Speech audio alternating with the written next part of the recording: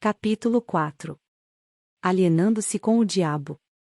Pergunta: diga-me primeiro qual o seu truque mais inteligente, aquele que você usa para capturar o maior número possível de pessoas. Resposta: se você me forçar a revelar esse segredo, isso significará a perda de milhões de humanos que hoje habitam o planeta Terra e ainda milhões que estão por nascer. Eu lhe imploro que me permita passar por esta questão sem respondê-la. Pergunta: então, Sua Majestade, o diabo, está com medo de uma simples e humilde criatura humana. Isso está certo mesmo? Resposta: certo, para mim, não está. Mas é verdade. Você não tem necessidade de roubar a minha ferramenta de trabalho mais importante. Por milhões de anos dominei as criaturas humanas através do medo e da ignorância.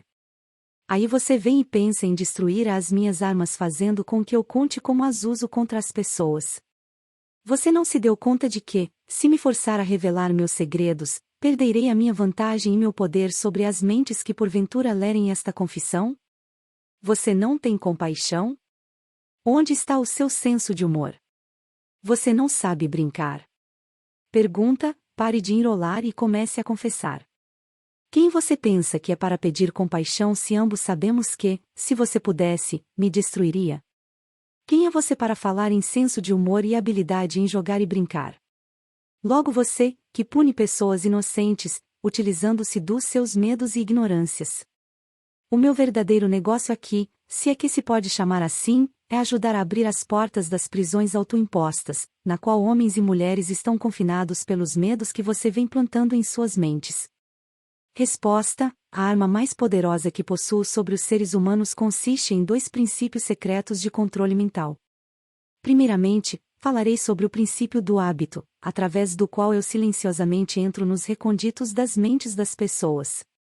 Operando através desse princípio, gostaria de poder evitar o uso desta palavra, o hábito de alienar.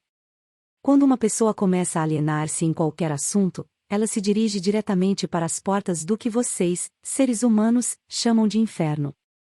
Pergunta: descreva todos os modos com que você induz as pessoas a se alienarem. Defina a palavra alienação e conte-nos exatamente o que ela significa. Resposta: a melhor definição que posso dar para a palavra alienação é afirmando que todas as pessoas que pensam por si mesmas nunca se alienam, enquanto aquelas que não pensam, ou pensam o mínimo possível, são as chamadas alienadas. Um alienado é aquele que se deixa ser influenciado e controlado por circunstâncias externas à sua mente. Ele prefere deixar que eu ocupe a sua mente e use o seu intelecto do que ter o trabalho de pensar por si mesmo. O alienado é aquele que aceita qualquer coisa que a vida lhe oferece sem julgar ou lutar por aquilo que quer, porque na verdade ele não sabe o que quer da vida e gasta boa parte de seu tempo tentando justamente descobrir isso. Um alienado emite muitas opiniões, mas elas não são suas. A maior parte delas provém de mim. O alienado é aquele que é muito preguiçoso para usar o seu próprio cérebro. E esta é a principal razão de por que eu consigo assumir o controle de seus pensamentos e plantar as minhas ideias na sua mente. Pergunta: acho que compreendi bem o que é um alienado. Diga-me exatamente quais são os hábitos das pessoas que se alienam ao longo de sua existência. Comece me contando quando e como você ganha o controle da mente de uma pessoa. Resposta: o controle que exerço sobre um ser humano inicia-se ainda na sua juventude. Algumas vezes, lanço as bases para o controle da mente antes ainda de a pessoa ter nascido, manipulando a mente dos seus pais. Algumas vezes, vou ainda mais longe e preparo o controle da mente desses seres humanos através do que vocês chamam de hereditariedade física. Então, conforme você pode ver, tenho 2 maneiras de entrar na mente de uma pessoa. Pergunta: sim. Vá em frente e descreva essas 2 portas pelas quais você entra e controla as mentes dos seres humanos. Resposta: como já afirmei, ajuda a trazer as pessoas para o seu mundo com mentes fracas, fornecendo a ela todas as fraquezas dos seus ancestrais. Você chama esse princípio de hereditariedade física. Após o nascimento, uso o que vocês seres humanos chamam de ambiente como um meio de controlá-los. É aí que entra o princípio do hábito. A mente é nada mais nada menos do que a soma de todos os hábitos. Um por um, entro na mente e estabeleço hábitos, que levam finalmente à completa e absoluta dominação. Pergunta: diga-me, quais são os hábitos mais comuns pelos quais você controla as mentes das pessoas? Resposta: aqui vem um dos meus mais sábios truques. Entro nas mentes das pessoas através de pensamentos que eles acreditam serem seus. Os mais úteis para mim são medo, superstição, avareza, ganância, luxúria, vingança, raiva, vaidade e preguiça. Através de um ou mais destes, consigo entrar em qualquer mente, em qualquer idade, mas consigo meus melhores resultados quando assumo o controle de uma mente ainda jovem, antes que o seu proprietário tenha aprendido a fechar alguma dessas 9 portas. Então, estabeleço hábitos que mantêm essas portas abertas para sempre. Pergunta: estou começando a entender os seus métodos. Agora vamos voltar para o hábito de alienar-se. Conte-nos sobre esse hábito que você diz ser o seu melhor truque para controlar as mentes das pessoas. Resposta: como disse antes, faço com que as pessoas comecem a alienar-se ainda durante a sua juventude. Eu as induzo a alienarem-se por meio das escolas, sem elas saberem que ocupação elas desejam seguir na vida. Aqui, pego a maioria das pessoas, tal como os hábitos. Aliene-se em uma direção e em breve você estará alienado em todos os segmentos. Também uso hábitos do meio para me darem o controle definitivo das minhas vítimas. Pergunta: entendo. Faz parte do seu negócio treinar crianças no hábito de alienar-se, induzindo-as a ir para a escola sem propósito ou objetivo. Agora, me conte alguns dos seus outros truques pelos quais você faz as pessoas alienarem-se. Resposta: bem, meu segundo melhor truque em desenvolver o hábito de alienar-se é um que coloco em operação em conjunto com pais, professores e instrutores religiosos. Eu o previno a não me forçar a mencionar esse truque, não o revele. Se você o fizer, você será odiado pelos co-trabalhadores que me ajudam a usá-lo. Se você publicar essa confissão em forma de um livro, o seu livro será barrado das escolas. Ele certamente irá para a lista negra da maioria dos religiosos, ele será escondido das crianças por muitos pais, os jornais não ousarão fazer resenhas de seu livro. Milhões de pessoas o odiarão por escrever este livro. Na verdade, ninguém gostará de você ou do seu livro, exceto aqueles que pensam, e você sabe como poucos são desse tipo. Meu conselho para você é que deixe passar a revelação desse segundo truque. Pergunta: então, para o meu próprio bem, você deseja que eu mantenha escondida a revelação do seu segundo melhor truque? Ninguém gostará do meu livro exceto aqueles que pensam, é isso? Muito bem, vá em frente e responda. Resposta: você se arrependerá disso, senhor humano. Mas você será alvo de piada. Devido a esse seu erro, você transferirá a atenção de mim para você. Meus co-trabalhadores, que são milhões, esquecerão de mim e o odiarão por revelar os meus métodos, que eles pensam serem seus. Pergunta: não se preocupe comigo. Conte-me tudo sobre esse seu segundo melhor truque, com o qual você induz as pessoas a alienarem-se com você para o inferno. Resposta: meu segundo melhor truque não é segundo, na verdade. É o primeiro. É o primeiro porque sem ele eu jamais ganharia o controle dos jovens. Pais, professores, instrutores religiosos e muitos outros adultos, sem terem consciência disso, servem à minha causa ajudando-me a destruir o hábito de fazer as crianças pensarem por si mesmas. Eles fazem o seu trabalho de várias formas, nunca suspeitando do que eles estão fazendo na mente das crianças ou a real causa dos erros dos pequenos. Pergunta: eu mal posso acreditar em você, Sua Majestade. Eu sempre acreditei que os melhores amigos das crianças fossem aqueles mais próximos a elas, seus pais, seus professores e seus instrutores religiosos.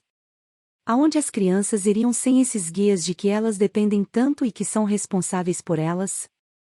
Resposta: é aí que entra a minha sabedoria. Esta é a explicação exata de como controlo 98% das pessoas do mundo. Assumo o controle das pessoas durante sua juventude, antes que eles possuam o controle de suas próprias mentes, usando aqueles que são responsáveis por elas. Preciso especialmente da ajuda daqueles que ministram instruções religiosas às crianças, porque é aqui que eu acabo com o pensamento independente e começo o hábito da alienação, confundindo as mentes das pessoas com ideias que não são provadas e que têm a ver com um mundo de que elas não conhecem nada.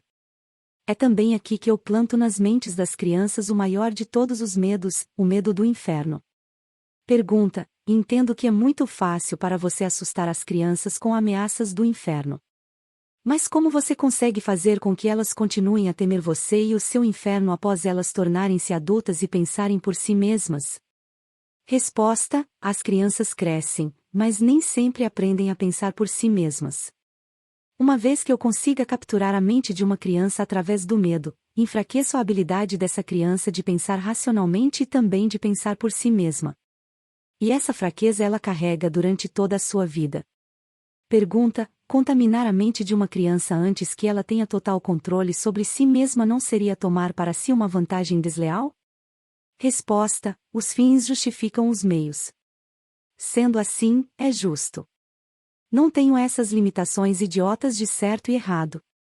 O que me importa é o poder. Uso toda e qualquer fraqueza humana que conheço para ganhar e manter o controle da mente. Pergunta: entendo a sua natureza diabólica e agora vamos voltar e discutir mais sobre os métodos que você utiliza para induzir as pessoas a alienarem-se, transformando suas vidas em um inferno na Terra.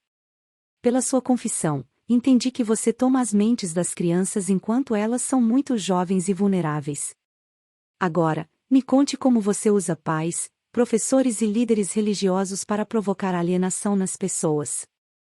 Resposta: um dos meus truques favoritos é coordenar os esforços de pais e instrutores religiosos de forma que eles possam trabalhar em conjunto comigo para aniquilar o poder das crianças de pensarem por si mesmas.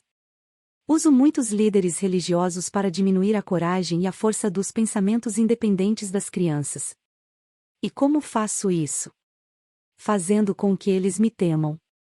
Mas uso os pais para ajudar os líderes religiosos nesta grande tarefa designada por mim.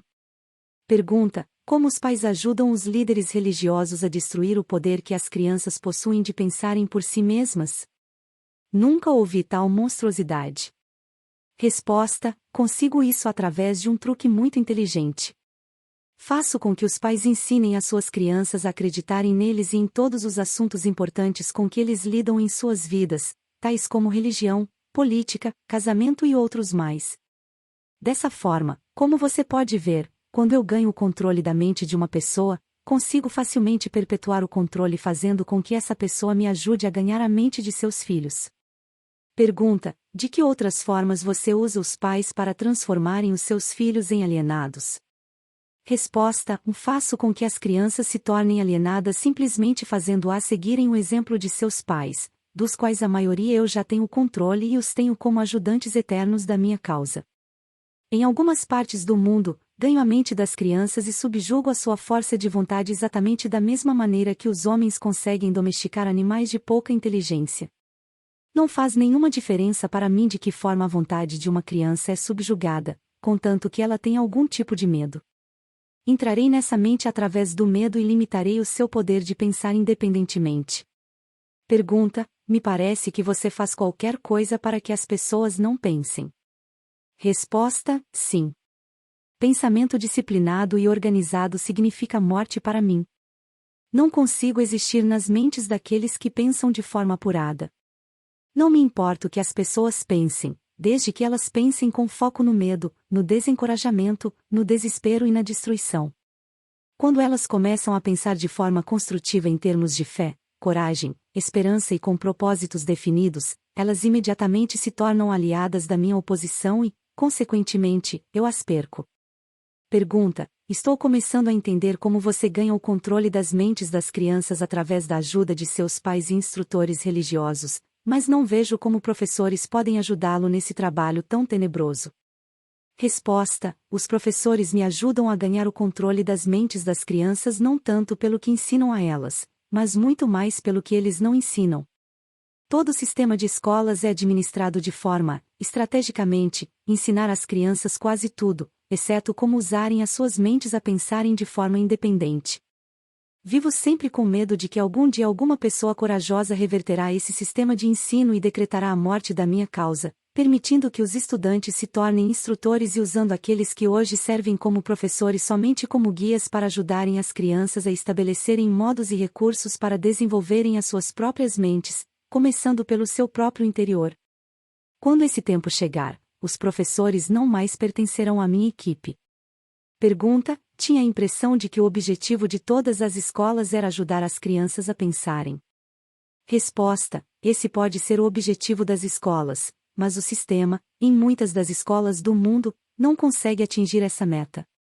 As crianças da escola são ensinadas não a desenvolver e usar as suas próprias mentes, mas sim a adotar e usar os pensamentos de outros.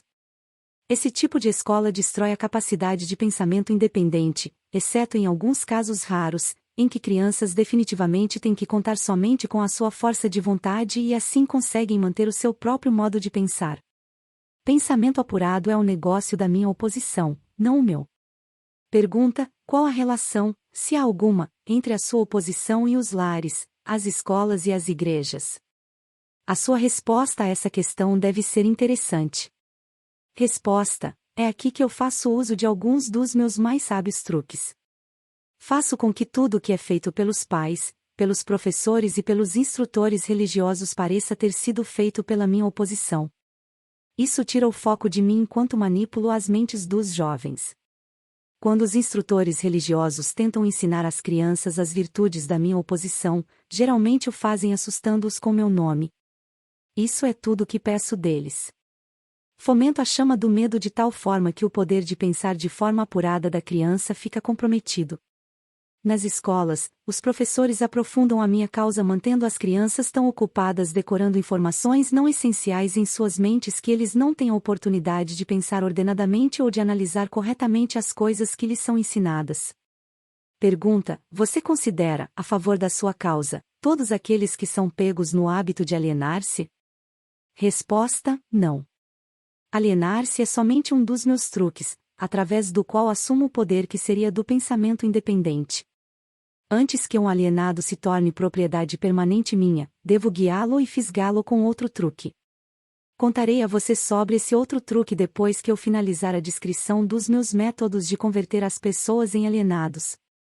Pergunta: significa então que você possui um método pelo qual você faz as pessoas se alienarem de tal forma que o seu poder de autodeterminação fica totalmente comprometido, impedindo-as de buscar a sua própria salvação? Resposta: sim. Um método definitivo. E é tão efetivo que nunca falha. Pergunta: entendo que você diz que o seu método é tão poderoso que a sua oposição não consegue resgatar aqueles que você fisgou pelo hábito da alienação? Resposta: é exatamente isso que estou dizendo. Você acha que eu controlaria tantas pessoas se a minha oposição pudesse evitar isso? Nada pode me deter de controlar as pessoas, exceto as próprias pessoas. Nada pode me parar, exceto o poder do pensamento apurado. Pessoas que pensam de forma apurada não se alienam em nenhum assunto. Elas reconhecem o poder de suas próprias mentes. Além disso, elas assumem o poder de suas mentes e não permitem que nada, nem ninguém, possa influenciá-las. Pergunta: vá em frente e conte-me mais dos seus métodos, pelos quais você faz as pessoas alienarem-se para o inferno com você. Resposta: faço com que as pessoas se alienem em todos os assuntos em que eu possa controlar o pensamento independente e a ação. Pegue, por exemplo, o tema saúde. Faço com que a maioria das pessoas coma muita comida e o tipo errado de comida. Isso leva à indigestão e à obesidade e destrói o poder do pensamento apurado. Se as escolas e igrejas ensinassem às crianças maneiras mais sadias de alimentar-se, elas causariam um dano irreparável à minha causa. Casamento: faço com que homens e mulheres alienem-se em seus casamentos sem planos ou objetivos delineados para converter o relacionamento em harmonia. Aqui está um dos meus mais efetivos métodos de converter as pessoas ao hábito de alienar-se. Faço com que pessoas casadas discutam e briguem sobre assuntos financeiros. Eu as faço brigar e desentender-se sobre a forma de educar as crianças. Faço com que eles entrem em controvérsias desagradáveis sobre seus próprios assuntos íntimos e em desacordo sobre amigos e atividades sociais. Eu os mantenho tão ocupados procurando falhas um no outro que eles nunca têm tempo suficiente para fazer qualquer coisa que pudesse quebrar o hábito da alienação. Profissão: ensino as pessoas a tornarem-se alienadas fazendo com que elas abandonem as escolas para pegar o primeiro emprego que acham, sem nenhum plano ou objetivo definido, sem nenhuma meta ou propósito, exceto a sobrevivência. Através desse truque, mantenho milhões de pessoas tomadas pelo medo da pobreza durante todas suas vidas.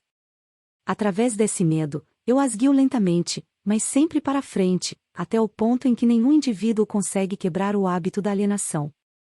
Poupança. Faço com que as pessoas gastem deliberadamente e que economizem o mínimo ou nada, até que eu as tenho totalmente sob controle pelo medo da pobreza. Ambiente. Faço com que as pessoas alienem-se em ambientes desarmoniosos e desagradáveis em seus lares, nos lugares onde trabalham, nos seus relacionamentos com parentes e desconhecidos, e faço com que eles fiquem nesses ambientes até que eu os tenha sob controle, no hábito da alienação. Pensamentos dominantes. Faço com que as pessoas alienem-se caindo no hábito de pensar negativamente. Isso leva a atos negativos e envolve as pessoas em controvérsias e preenche as suas mentes com temores, pavimentando, dessa forma, o caminho para eu entrar e controlar as suas mentes. Quando entro, faço com que as pessoas pensem que esses pensamentos negativos são criações suas.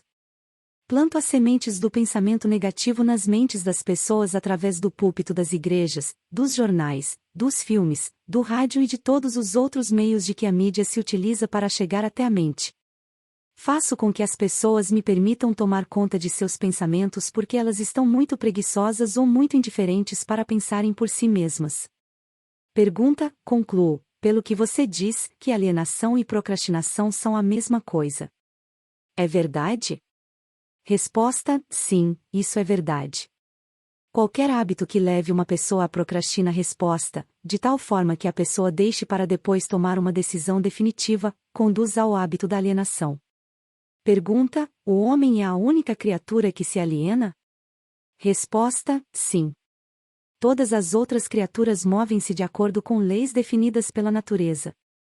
O homem sozinho desafia as leis da natureza e aliena-se quando quer. Tudo que ocorre fora das mentes dos homens é controlado pela minha oposição, por leis tão claras e definidas que se alienar é impossível. Controlo as mentes dos homens somente devido aos seus hábitos de se alienarem, que é outra maneira de dizer que controlo as suas mentes somente porque eles negligenciam e recusam-se a controlar e usar as suas próprias mentes. Pergunta, isso está ficando uma coisa muito profunda para um mero ser humano. Vamos voltar para a discussão de algo menos abstrato. Por favor, me diga como o hábito da alienação afeta as pessoas no dia a dia da vida e diga-me também de que forma uma pessoa mediana conseguiria entender. Resposta, eu preferiria manter esta entrevista entre as estrelas em alto nível. Pergunta, não tenho dúvida que você preferiria. Isso o pouparia de ficar exposto. Mas vamos voltar para a Terra. Diga-me agora o que o hábito da alienação está fazendo para nós, como nação aqui nos Estados Unidos. Resposta, francamente, devo dizer a você que odeio os Estados Unidos de tal forma que só o diabo pode odiar. Pergunta, e isso é interessante. Qual a causa desse ódio? Resposta, a causa nasceu em 4 de julho de 1766, quando 56 homens assinaram um documento que destruiu as minhas chances de controlar a nação. Você conhece esse documento como a Declaração da Independência.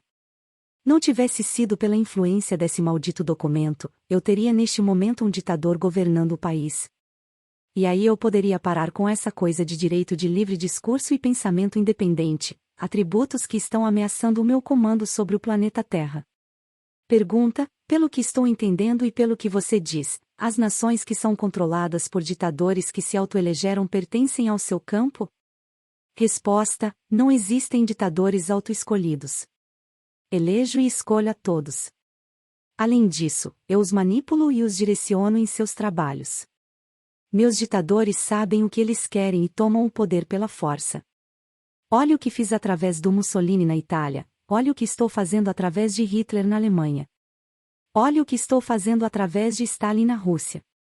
Meus ditadores governam essas nações para mim porque as pessoas foram subjugadas pelo hábito da alienação. Meus ditadores não se alienam. E esse é o motivo pelo qual eles governam para mim milhões de pessoas e as mantêm sob seu controle.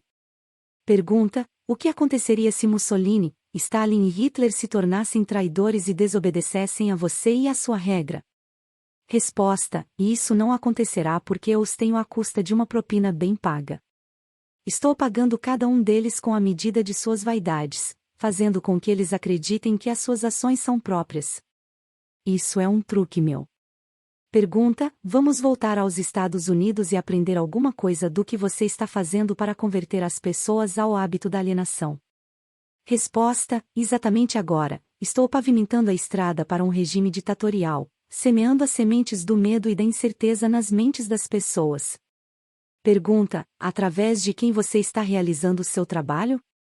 Resposta: principalmente através do presidente Franklin D. Roosevelt. Estou destruindo a sua influência com as pessoas, fazendo com que ele se aliene na questão de trabalhar um acordo entre empregadores e seus empregados. Se eu conseguir induzi-lo a alienar-se por mais um ano, ele será tão fortemente desacreditado que eu poderei entregar o país a um ditador. Se o presidente continuar a alienar-se, eu paralisarei a liberdade pessoal nos Estados Unidos, do mesmo jeito que eu destruí na Espanha, na Itália, na Alemanha e na Inglaterra. Pergunta: o que você está dizendo leva-me a uma conclusão de que se alienar é uma fraqueza que inevitavelmente acaba em fracasso, seja por indivíduos ou nações. É isso que você prega? Resposta: alienar-se é a causa mais comum de fracasso em qualquer momento da vida. Consigo controlar qualquer um que eu possa induzir a formar o hábito da alienação, seja qual for a área de atuação. As razões para isso são duas.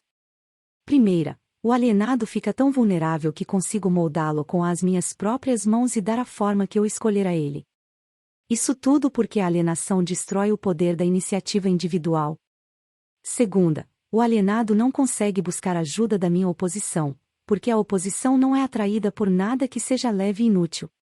Pergunta: é por isso que poucas pessoas são ricas, enquanto que a maioria das pessoas é pobre?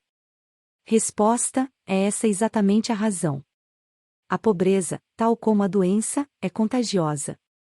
Você sempre vai encontrar a pobreza entre os alienados, nunca entre aqueles que sabem o que querem e estão determinados a conseguir. Talvez possa significar alguma coisa para você quando chamo a sua atenção para o fato de que aqueles que nunca se alienam, que são os mesmos que eu não controlo, são aqueles que possuem as maiores riquezas deste mundo. Eles acabam sendo as mesmas pessoas, as que não se alienam, que não controlo e acabam tornando-se ricos, muito ricos. Pergunta: sempre entendi que o dinheiro era a raiz de todo o mal, que os pobres e desafortunados herdariam o céu, enquanto os ricos inevitavelmente acabariam em suas mãos. O que você tem a dizer dessa crença? Resposta: os homens que sabem como conseguir as coisas materiais desta vida geralmente sabem também como manter-se longe do alcance das mãos do diabo. A habilidade de adquirir coisas é contagiosa. Os alienados adquirem nada, exceto aquilo que ninguém quer. Se mais pessoas tivessem metas definidas e desejos ardentes por riquezas materiais e espirituais, eu teria menos vítimas. Pergunta: presumo, pelo que você diz, que você não é parceiro dos principais líderes industriais. Evidentemente, eles não são seus amigos. Resposta: amigos meus? Eu lhe direi que tipo de amigos eles são. Eles ligaram todo o país com boas estradas, trazendo assim certa comunhão entre as pessoas da cidade e do campo. Converteram minérios em aço com os quais construíram os esqueletos de grandes arranha-céus. Proveram energia elétrica e extraíram dela milhares de usos. Tudo isso deu mais tempo para o homem pensar. Eles proveram também, através da fabricação do automóvel, o acesso das pessoas mais humildes e deram a todos a liberdade de viajar. Esses líderes também proveram cada casa com notícias ao vivo, mostrando acontecimentos de todas as partes do mundo através do rádio. Espalharam bibliotecas em todas as cidades e as preencheram com livros, possibilitando a todos o acesso, uma noção completa dos principais conhecimentos adquiridos até o momento. Eles deram aos cidadãos mais humildes o direito de expressar suas próprias opiniões sobre qualquer assunto, a qualquer hora, em qualquer lugar, sem medo de serem molestados.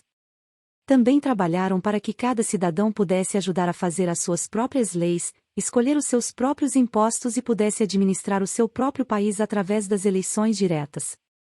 Essas foram algumas das coisas que os líderes industriais fizeram para dar a cada cidadão o privilégio de tornar-se um não alienado. Você acha que esses homens ajudaram na minha causa?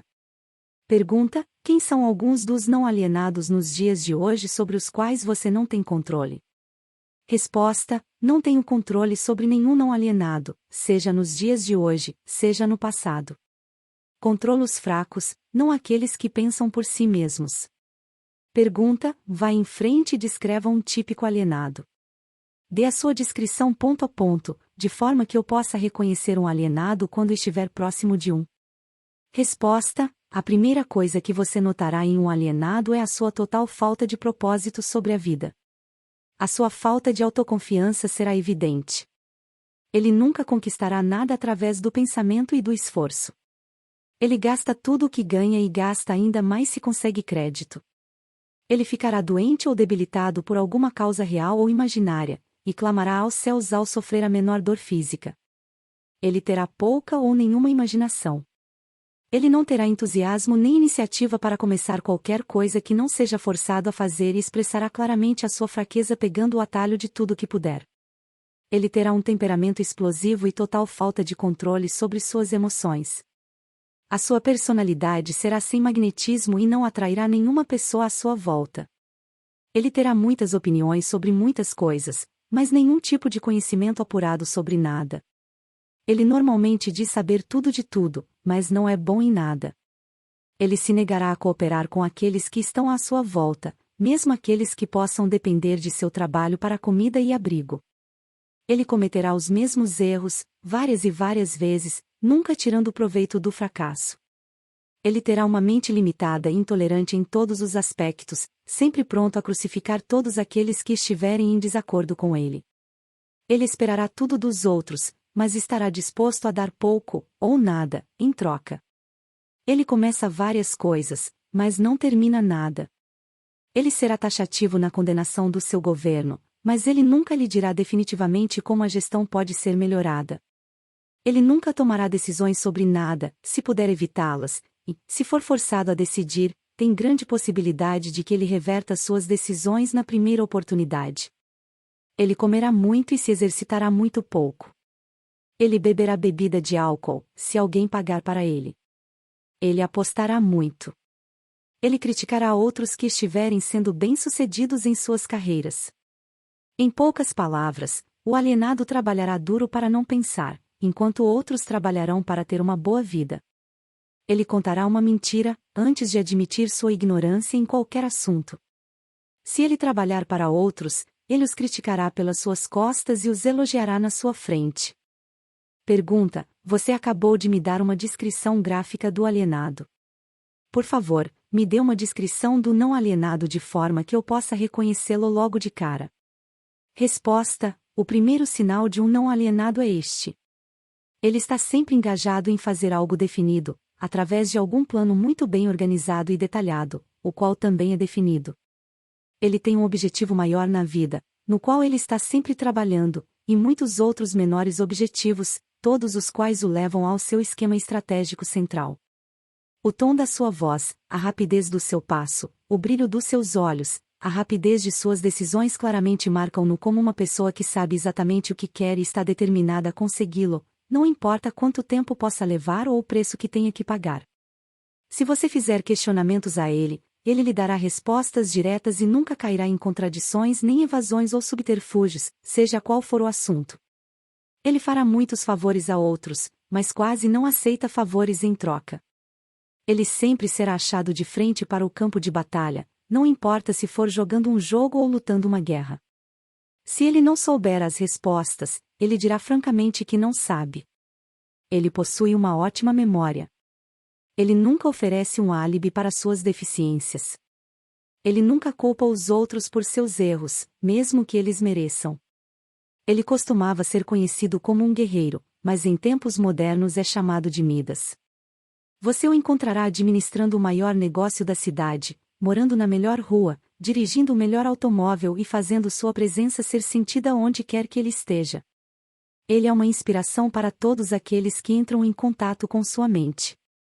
A característica mais marcante que distingue um não alienado é esta: ele possui uma mente totalmente sua e a usa para alcançar todos os seus objetivos. Pergunta: por acaso o não alienado nasce com algum tipo de vantagem mental, física ou espiritual, que não seja disponível para o alienado? Resposta: não. A maior diferença entre o alienado e o não alienado é algo igualmente disponível para ambos. É simplesmente a prerrogativa certa de cada um usar a sua própria mente e pensar por si mesmo. Pergunta: que tipo de mensagem curta você mandaria para um típico alienado se você por algum acaso desejar curá-lo desse hábito diabólico? Resposta: eu o aconselharia a acordar e dar. Pergunta: dar o quê? Resposta: alguma forma de serviço útil para o máximo possível de pessoas. Pergunta: então o não alienado supostamente deve dar? Resposta: sim, isso é o que é esperado dele e ele deve dar antes de receber. Pergunta: algumas pessoas duvidam da sua existência.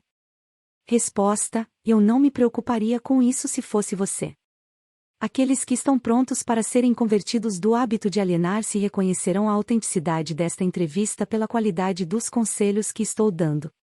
Os outros eu não perderia tempo em tentar convertê-los. Pergunta: por que você não tenta me dissuadir e fazer com que eu pare a publicação desta confissão que eu estou arrancando de você? Resposta: porque esta seria a maneira mais certa para garantir a sua publicação. Tenho um plano melhor do que tentar suprimir a publicação desta confissão. Apressarei você para ir em frente e então sentarei e assistirei você sofrer quando alguns dos meus alienados de fé começarem a tornar a sua vida difícil. Eu não precisarei negar a sua história. Os meus seguidores farão isso por mim. Aguarde e verá. Capítulo 5 – A confissão continua. Pergunta: se esta sua confissão parasse exatamente aqui, todas as suas afirmações seriam perfeitas, mas, felizmente para milhões de suas vítimas que ganharão a liberdade devido à sua confissão, esta entrevista continuará até que você tenha me fornecido a arma que eventualmente ajudará milhões de pessoas a combaterem a sua dominação através dos seus medos e superstições. Lembre-se, Sua Majestade, a sua confissão recém começou. Depois que eu arrancar de você uma descrição completa de todos os métodos pelos quais você controla as pessoas, eu o forçarei também a dar a fórmula pela qual o seu controle poderá ser quebrado por vontade própria. É verdade que não estarei aqui tempo suficiente para derrotá-lo, mas as palavras publicadas que deixarei serão imortais porque elas contêm a verdade. Você não teme a oposição de nenhum indivíduo, pois sabe que será por um breve período de tempo, mas teme a verdade. Você tem medo da verdade e nada mais, pois a verdade lentamente, mas de forma definitiva, vai dar aos seres humanos a liberdade de todos os tipos de medo. Sem a arma do medo você seria inofensivo e completamente incapaz de controlar qualquer ser humano. Isso é verdadeiro ou falso? Resposta: não tenho alternativa senão admitir que o que você disse é verdade. Pergunta: agora que nos entendemos, vamos em frente com a sua confissão. Mas, antes de nós continuarmos, aproveitarei o tempo para tirar uma dúvida muito pessoal minha. Eu lhe farei apenas uma pergunta, e a resposta me trará toda a satisfação que eu quero. Não é verdade que você controla somente as mentes daqueles que se permitiram cair no hábito da alienação? Resposta: sim, é verdade. Eu já admiti essa verdade uma dúzia ou mais de vezes. Por que você me perturba tanto repetindo essa mesma questão? Pergunta: há poder na repetição. Eu estou forçando você a repetir os pontos principais da sua confissão de muitos modos diferentes e tantos quantos possíveis, de tal forma que as suas vítimas possam ler esta entrevista e determinar a sua profundidade pelas suas próprias experiências com você. Esse é um dos meus pequenos truques. Você aprova o meu método? Resposta: você não poderia estar preparando uma armadilha para mim com o objetivo de conseguir algo mais poderoso. Ou poderia? Pergunta: estou fazendo as perguntas e você está respondendo. Vá em frente agora e confesse porque você não tem poderes suficientes para me parar de fazê-lo confessar. Quero a sua confissão para ajudar e confortar todas as suas vítimas, as quais eu intenciono libertar do seu controle no exato momento em que elas lerem a sua confissão. Resposta: estou sem poderes para influenciar ou controlar você, simplesmente porque você encontrou o principal segredo para o meu reino. Você sabe que existo somente nas mentes das pessoas que possuem medos. Você sabe que controlo somente os alienados, que se negam a usar as suas próprias mentes. Você sabe que o meu inferno é aqui mesmo na Terra, e não no mundo que vem após a morte. E você também sabe que os alienados fornecem todo o fogo que eu uso no meu inferno. Você sabe que sou um princípio ou forma de energia que expressa o lado negativo da matéria ou da energia, e que não sou uma pessoa com um garfo e um rabo pontudo. Você tornou-se o meu mestre porque superou todos os seus medos. Por último, você sabe que pode liberar todas as vítimas humanas que contatar, e esse conhecimento definido é que fará o maior estrago na minha estratégia de dominação. Não consigo controlá-lo porque você descobriu a sua própria mente e assumiu o controle dela. Até aí, senhor humano, esta confissão deverá alimentar a sua vaidade, até um ponto crítico. Pergunta: este último dardo foi desnecessário. O tipo de conhecimento que utilizei para superar você não se autocontamina com a indulgência vulgar da vaidade. A verdade, sim, está é a única coisa no mundo que consegue manter-se acima de qualquer coisa. Agora vamos continuar com a sua confissão. O que há de errado com o princípio da bajulação? Você o usa ou não? Resposta: se eu uso. Obviamente. A bajulação é uma das minhas armas mais úteis. Com este instrumento mortal eu fisgo os peixes grandes e os pequenos. Pergunta: a sua admissão me interessa. Vá em frente agora e me conte como você faz uso da bajulação. Resposta: eu faço uso dela de tantas formas que é difícil saber por onde começar.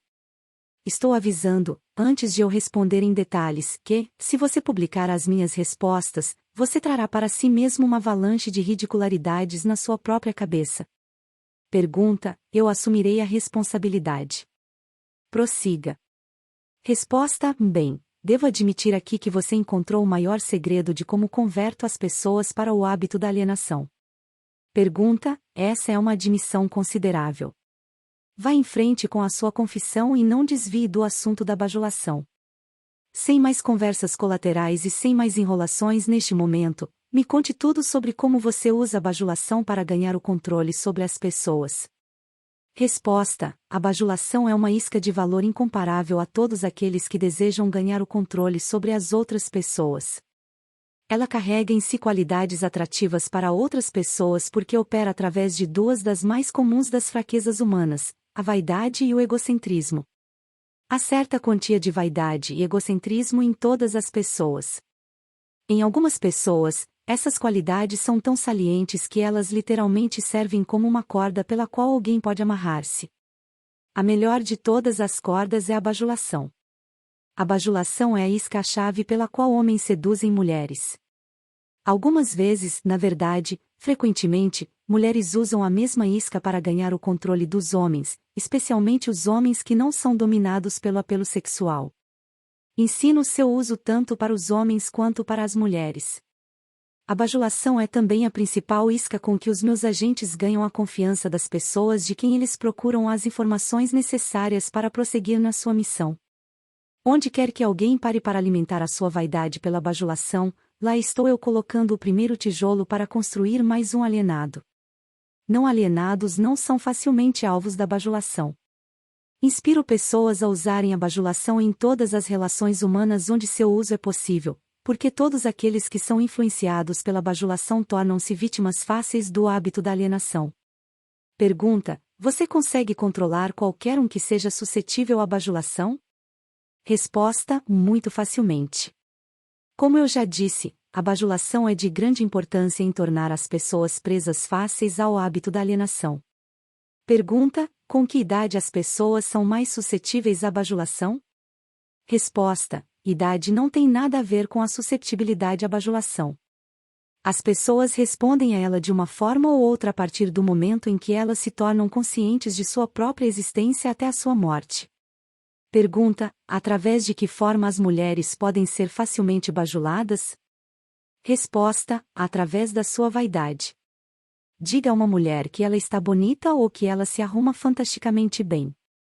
Pergunta: qual a forma mais efetiva em fisgar os homens? Resposta: egocentrismo, com I maiúsculo. Diga a um homem que ele tem um corpo forte como Hércules ou que ele é um grande homem de negócios e ele perderá totalmente a faculdade da razão e ficará dominado por um sentimento egocêntrico. Depois disso, você sabe o que acontece. Pergunta: todos os homens são assim? Resposta: não. 2 a cada 100 homens possuem o seu ego tão sob controle que mesmo um bajulador profissional não conseguiria perfurar a sua pele mesmo com uma faca de açougueiro. Pergunta: Como uma mulher esperta consegue aplicar a arte da bajulação no momento de atrair os homens? Resposta: pelo amor de Deus, homem. Tenho que desenhar o método dela para você?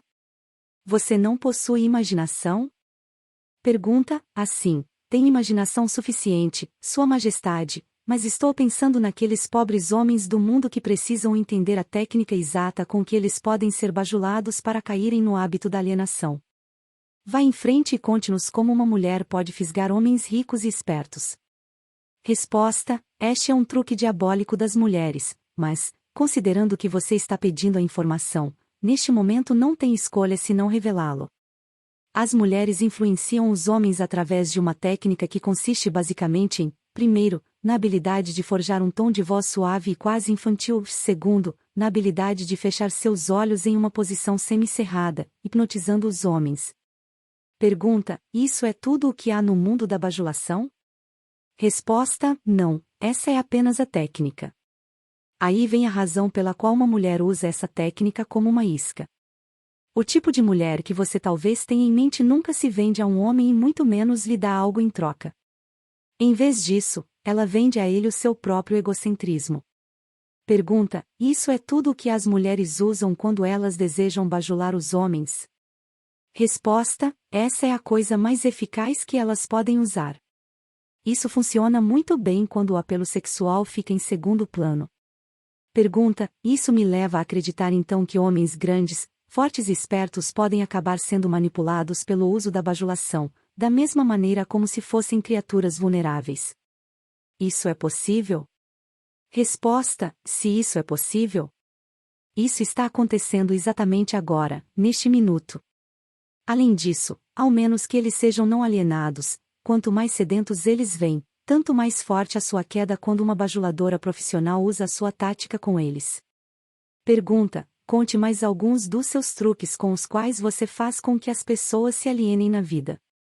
Resposta: um dos meus mais efetivos instrumentos é o fracasso. A maioria das pessoas começa a se alienar tão logo elas encontram a adversidade e raramente uma a cada 10.000 permanecerá tentando após fracassar 2 ou 3 vezes. Pergunta: então é o seu negócio induzir as pessoas a fracassarem sempre que você pode? Isso está correto? Resposta: sim, isso está correto. O fracasso acaba com o moral, destrói a autoconfiança, líquida com o entusiasmo, enfraquece a imaginação e afasta qualquer tipo de propósito definido. Sem essas qualidades ninguém consegue permanentemente manter o sucesso em qualquer empreitada. O mundo produziu milhares de inventores com habilidades superiores àquelas de Thomas A. Edison, mas desses homens ninguém nunca ouviu falar, enquanto o nome de Edison se eternizará. Isso porque Edison converteu o fracasso em um trampolim para alcançar grandes resultados, enquanto os outros utilizaram o fracasso como um álibi para não produzir resultados. Pergunta: a capacidade para superar o fracasso sem desencorajar-se por acaso é um dos grandes ativos de Henry Ford? Resposta: sim, e essa mesma qualidade é o verdadeiro ativo de todos os homens que alcançam sucessos fabulosos em quaisquer aspectos de suas vidas. Pergunta: essa afirmação é muito generalista, Sua Majestade. Você não desejaria modificá-la ou reduzi-la um pouco para ter mais precisão? Resposta: nenhuma modificação é necessária, porque essa afirmação não é tão vasta. Pesquise com precisão as vidas de homens e mulheres que alcançam sucessos duradouros e você achará, sem exceção, que o sucesso deles ocorreu na exata proporção da extensão do fracasso que eles conseguiram superar. A vida de cada pessoa bem-sucedida clama por uma das maiores verdades que a maior parte dos filósofos já sabia: cada fracasso traz junto de si a semente de um sucesso equivalente. Mas a semente não germinará e crescerá sob a influência de um alienado. Ela se abre para a vida somente quando está nas mãos de alguém que reconhece que a maior parte dos fracassos são somente derrotas temporárias, e que nunca, sob nenhuma hipótese, aceita a derrota como uma desculpa para alienar-se. Pergunta: se estou entendendo corretamente, você está afirmando que existe virtude no fracasso. Isso não me parece razoável. Por que você tenta induzir as pessoas a fracassarem, se há virtude no fracasso? Resposta: não há inconsistência nas minhas afirmações. O que parece ser inconsistência na verdade é a sua falta de entendimento. O fracasso é uma virtude somente quando ele não leva uma pessoa a desistir de tentar e começar a alienar-se. Induzo tantas pessoas quantas eu posso a fracassarem e tantas vezes quantas posso pela simples razão de que, raramente, 1 em cada 10.000 permanecerá tentando após cair 2 ou 3 vezes. Não estou preocupado com os poucos que convertem os fracassos em alavancas para o sucesso porque, de qualquer forma, eles pertencem à minha oposição. Eles são não alienados, e por isso estão fora do meu alcance. Pergunta: a sua explicação clareia o assunto. Agora vá em frente e me conte alguns de seus outros truques através dos quais você induz as pessoas a se alienarem. Resposta: outro dos meus mais efetivos truques é conhecido para você como propaganda. Esse é um instrumento de maior valor para mim ao fazer com que pessoas matem umas às outras sob o disfarce da guerra. A esperteza desse truque consiste basicamente pela sutileza com a qual eu uso. Misturo propaganda com notícias do mundo. Ensino isso em escolas públicas ou privadas. Vejo que a propaganda sempre acha o seu caminho no púlpito. Coloco cor nos filmes animados com ela. Faço com que ela entre em cada casa onde tenha um rádio ligado. Faço com que ela esteja nos quadros negros, jornais e programas de rádio. Eu a espalho em todos os lugares onde as pessoas trabalham e fazem negócios. Uso a propaganda para encher as salas dos tribunais das varas de família, principalmente quando se trata de divórcio. Também faço com que a propaganda sirva para destruir os negócios e a indústria.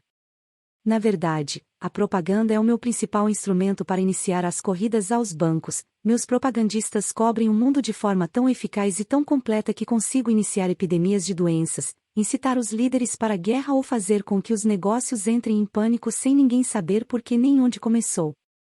Pergunta: se você consegue fazer tudo o que você diz conseguir fazer com a propaganda, não é difícil de imaginar por que temos tantas guerras e crises econômicas. Dê-me uma descrição simples do que você quer dizer com o termo propaganda. Apenas diga o que é e como ela trabalha. Desejo saber particularmente como você faz com que as pessoas se alienem através do uso desse instrumento diabólico. Resposta: propaganda é qualquer instrumento, plano ou método, pelo qual as pessoas podem ser influenciadas sem saber que estão sendo influenciadas, ou até mesmo a fonte dessa influência. Propaganda é usada nos negócios com o principal objetivo de desencorajar a concorrência. Empregadores a usam para ganhar vantagem sobre seus empregados. Os empregados retalham usando a propaganda para ganhar vantagem sobre os seus empregadores. Na verdade, ela é usada tão universalmente e através de uma técnica tão bonita e delicada que mesmo quando é detectada ela parece inofensiva. Pergunta: eu suponho que alguns de seus garotos neste exato momento estão engajados em preparar as mentes dos americanos para se alienarem para aceitar alguma forma de ditadura. Conte-me como eles trabalham. Resposta: sim. Milhões de meus garotos estão preparando os americanos para se tornarem hitlerizados. Meus melhores garotos estão trabalhando através da política e da organização dos trabalhadores. Nós temos a intenção de assumir o país por meio de eleições em vez de armas. Os americanos são tão sensíveis que eles jamais aceitariam o choque de ver a sua forma de governo modificada com a ajuda de armas ou tanques de guerra.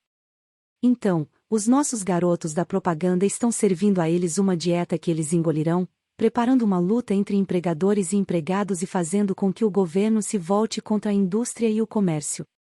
Quando a propaganda tiver feito o seu trabalho por completo, um dos meus garotos servirá como um ditador e os 9 velhos da sua Suprema Corte, com suas tolas noções da Constituição, partirão. Todos terão um emprego ou serão alimentados a partir dos cofres do governo. Quando as barrigas dos homens estão cheias, eles alienam-se livremente com aqueles que lhes dão o que comer. Homens famintos saem do controle.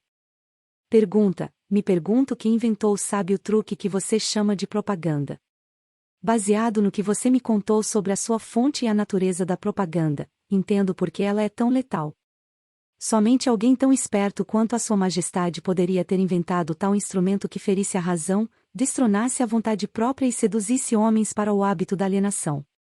Por que você não usa o poder da propaganda para ganhar controle das suas vítimas em vez de subjugá-las através do medo e aniquilá-las através da guerra? Resposta: o que é o medo do diabo se não pela propaganda? Você não observou a minha técnica cuidadosamente, ou teria visto que sou o maior propagandista do mundo. Nunca alcanço um fim por meios diretos, se porventura posso alcançar esse mesmo fim através de modos sutis e evasivos. O que você supõe que eu esteja usando, quando planto ideias negativas nas mentes dos homens e ganho controle sobre eles através do que eles acreditam serem suas próprias ideias? Como você chamaria isso a não ser a mais sábia de todas as formas de propaganda? Pergunta: por certo você não vai me contar que destrói as pessoas com sua própria ajuda sem elas notarem o que você está fazendo? Resposta: e isso é exatamente o que desejo que você entenda. Além disso, mostrarei a você exatamente como esse truque é realizado. Pergunta: agora nós estamos chegando a algum lugar. Como exatamente você converte seres humanos em propagandistas e os seduz a se autoaprisionarem? Conte-me essa história com todos os detalhes sórdidos. Essa é a parte mais importante da sua confissão, e estou muito ansioso em ganhar o controle do seu segredo. Ao mesmo tempo, não posso culpá-lo por tentar me enrolar nessa resposta, porque ambos sabemos que ela fará com que milhões de vítimas inocentes do seu controle passem a pensar e consequentemente fiquem fora do seu alcance. Você também sabe que a sua resposta protegerá outros incontáveis milhões de seres humanos que ainda não nasceram. Resposta: as suas deduções estão corretas. Essa parte da minha confissão me fará mais estragos do que todo o resto que eu farei.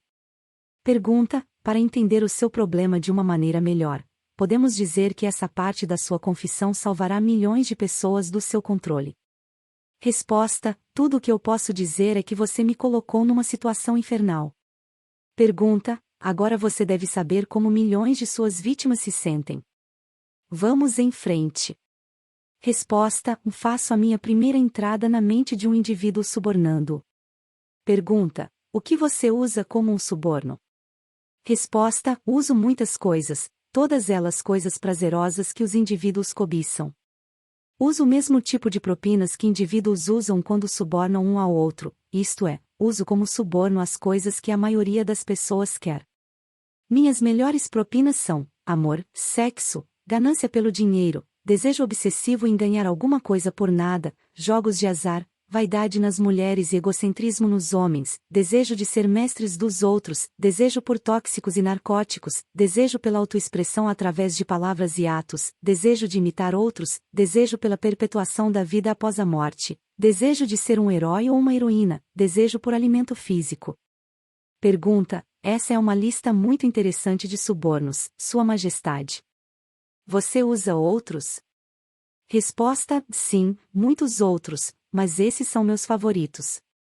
Através da combinação de alguns deles consigo entrar na mente de qualquer ser humano, independentemente da idade, e consigo permanecer em possessão da sua mente até a sua morte. Pergunta: isso significa que esses subornos são as chaves pelas quais você consegue silenciosamente destrancar a porta de entrada de qualquer mente que você escolher? Resposta: é exatamente isso que eu quero dizer. E é exatamente isso que eu posso fazer. Pergunta: o que acontece quando você entra na mente de uma pessoa que ainda não está no hábito da alienação, mas pertence à classe dos 98% dos seres humanos que são alienados em potencial? Resposta: trabalho imediatamente para ocupar o máximo que eu conseguir da mente dessa pessoa. Se a maior fraqueza desse indivíduo é o desejo por dinheiro, começo a jogar moedas na frente dele, claro, falando em sentido figurado. Intensifico o seu desejo e o induzo a perseguir o dinheiro com todas as suas forças. Então, quando ele chega perto do momento de abocanhar o dinheiro, eu simplesmente tiro-o da sua frente. Esse é um velho truque meu. Depois de esse truque ter sido repetido algumas vezes, o pobre infeliz desiste e se entrega. Aí então eu tomo conta de um pouco mais de espaço da sua mente e acabo por preenchê-lo com o medo da pobreza. Esse é um dos melhores preenchedores de mente que eu tenho. Pergunta: sim, admito que o seu método é muito inteligente, mas o que acontece se a vítima por acaso enganar você e conseguir pôr as suas mãos em um monte de dinheiro? Você não consegue preencher a sua mente com o medo da pobreza, consegue? Resposta: não, não consigo. Ocupo o espaço preenchendo a sua mente com alguma coisa que sirva ao meu objetivo da mesma maneira. Se a minha vítima conseguir alcançar e for bem-sucedida no seu desejo por dinheiro, muito dinheiro, começo a induzi-la com todas as coisas que ela pode comprar com o dinheiro. Por exemplo, faço com que ela consuma alimentos altamente calóricos. Isso reduz a sua capacidade de pensamento, coloca o seu coração em risco e começa um caminho para a alienação. Aí então, além disso, faço com que ela tenha indisposições estomacais e intestinais devido à grande quantidade de comida que ela está ingerindo, e isso também diminui a sua capacidade de pensamento, sem falar na pouca disposição para a vida. Pergunta: mas, e se a vítima não é um glutão? A quais outros vícios você pode induzi-la para levá-la ao hábito da alienação? Resposta: se a vítima é um homem, posso geralmente fisgá-lo através do apetite por sexo. Autoindulgência em sexo faz mais homens caírem no hábito da alienação e fracassarem do que todas as outras causas combinadas. Pergunta: quer dizer então que comida e sexo são duas de suas iscas mais certeiras, isso está correto? Resposta: sim, com esses dois atrativos posso tomar conta da maioria das minhas vítimas. Junto com essas está o desejo por dinheiro. Pergunta: eu estou começando a pensar que a riqueza é mais perigosa do que a pobreza, se é que se pode acreditar na sua história. Resposta: bem, isso tudo depende de quem tem a riqueza e como ela foi adquirida. Pergunta: o que tem a ver a maneira com que o dinheiro foi adquirido com o fato de ele ser uma bênção ou uma maldição? Resposta: tudo. Se você não acredita em mim, dê uma olhada naqueles que adquirem grandes quantias de dinheiro de forma abrupta, sem tempo suficiente para ganhar sabedoria de como lidar com ele. Tendo feito isso, observe atentamente como eles usam o dinheiro. Por que você supõe que os filhos dos homens ricos raramente conseguem grandes realizações tal como seus pais? Eu lhe contarei por quê. É porque eles foram privados da autodisciplina que vem do fato de ter que se trabalhar pelo dinheiro. Dê também uma olhada no histórico de artistas do cinema ou atletas que num piscar de olhos acham-se rodeados de fortunas e de uma hora para outra são venerados como heróis pelo público. Observe o quão rapidamente eu consigo penetrar as suas mentes principalmente através do sexo, dos jogos de azar, da comida e do álcool. Com esses vícios eu consigo pegar e controlar mesmo as maiores e melhores pessoas, tão logo elas colocam as suas mãos em grandes quantias de dinheiro. Pergunta: e o que você tem a dizer sobre aqueles que adquirem o dinheiro lenta e paulatinamente, prestando alguma forma de serviço útil? Eles também são facilmente pegos? Resposta: eu também consigo pegá-los, mas geralmente tenho que mudar a isca. Alguns deles querem uma coisa e outros querem outras coisas.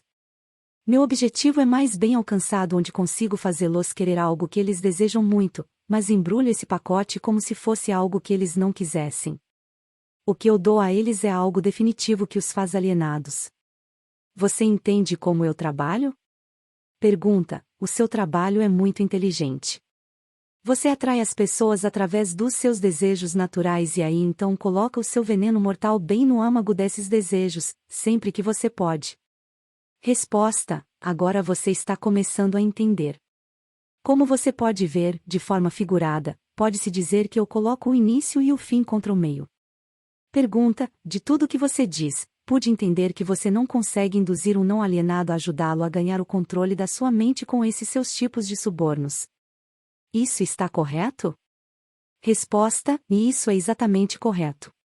Posso e também me interesso em dar propinas a todos os não alienados, porque uso como suborno as coisas que todas as pessoas naturalmente desejam. A diferença é que o não alienado assemelha-se a um peixe que rouba a isca do anzol, mas recusa-se a ser fisgado.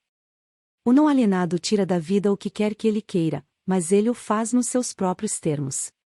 O alienado tira o que quer que ele consiga da vida, mas tudo o que ele tira ele consegue nos meus termos.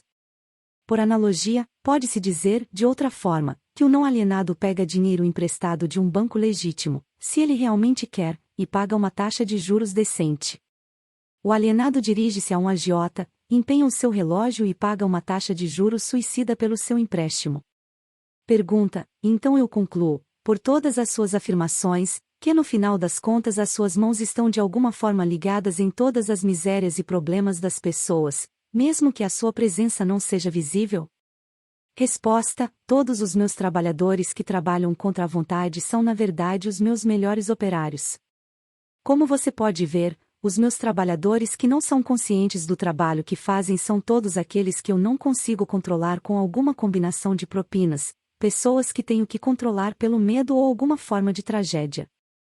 Elas não desejam servir a mim, mas não conseguem evitar porque elas estão eternamente ligadas a mim pelo hábito da alienação.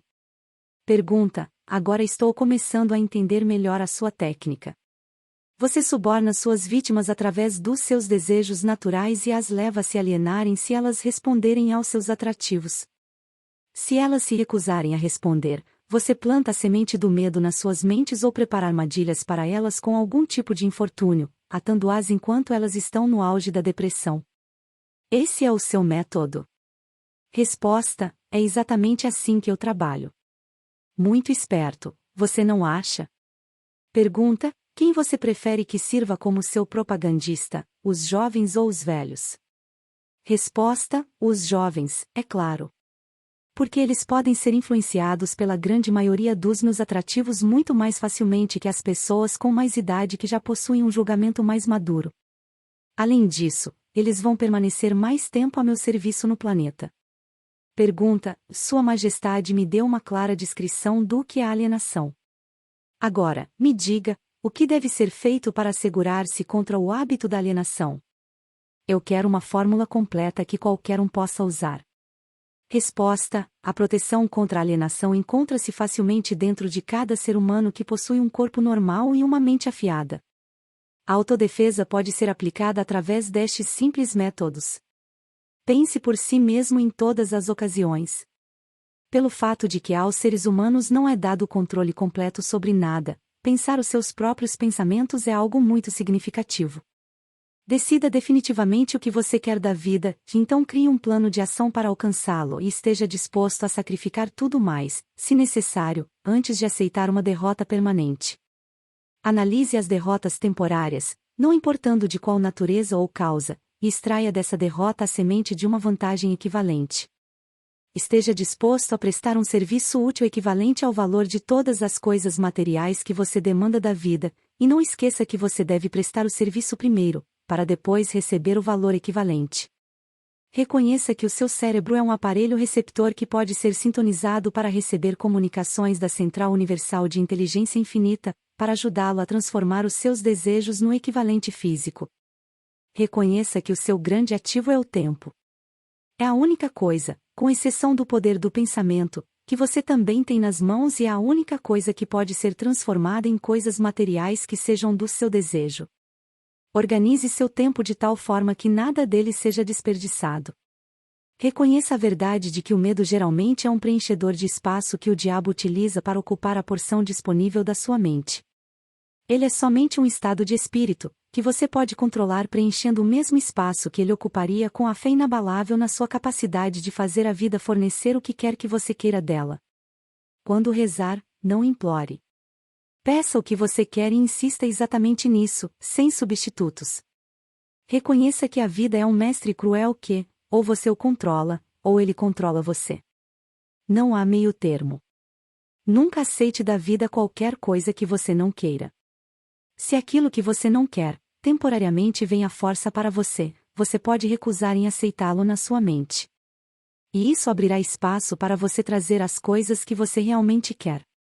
Por último, lembre-se de que seus pensamentos dominantes atraem, através de uma lei definitiva da natureza, pela rota mais conveniente e curta, a sua contrapartida física. Seja extremamente cuidadoso com o foco dos seus pensamentos. Pergunta: essa lista me parece muito impositiva. Dê-me uma simples forma combinando todos os 10 pontos que você mencionou. Se você tivesse que combinar todos os 10 pontos em somente um, qual deles seria? Resposta: seja definido em tudo o que você fizer e nunca deixe pensamentos não acabados na mente. Forme o hábito de alcançar decisões definidas em todos os assuntos e áreas de sua vida. Pergunta: pode o hábito da alienação ser quebrado? Ou ele se torna permanente uma vez tendo sido formado? Resposta: o hábito pode ser quebrado se a vítima tiver força de vontade suficiente, considerando-se que leva tempo para conseguir. Existe um ponto de ruptura em que o hábito nunca mais pode ser quebrado. Além desse ponto, a vítima torna-se minha. Ele se parece com uma mosca que foi pega numa teia de aranha. Ela pode lutar, mas não consegue desvencilhar-se. Cada movimento que ela faz a torna mais enredada. A teia na qual enredo as minhas vítimas permanentemente, na verdade, é uma lei da natureza que ainda não foi nem entendida, nem estudada pelos homens de ciência. Capítulo 6 – Ritmo hipnótico. Pergunta: que lei misteriosa é essa pela qual você toma controle permanente dos corpos das pessoas mesmo antes de possuir as suas almas? O mundo inteiro vai querer saber mais sobre essa lei e como ela funciona. Resposta: não será fácil descrever essa lei para você de tal forma que você possa entendê-la facilmente, mas você pode chamá-la ritmo hipnótico. É a mesma lei pela qual as pessoas podem ser hipnotizadas. Pergunta: então você possui o poder de usar as leis da natureza como uma teia na qual você mantém as suas vítimas em eterno controle, é isso que afirma? Resposta: e isso não é somente o que eu afirmo. Isso é a verdade.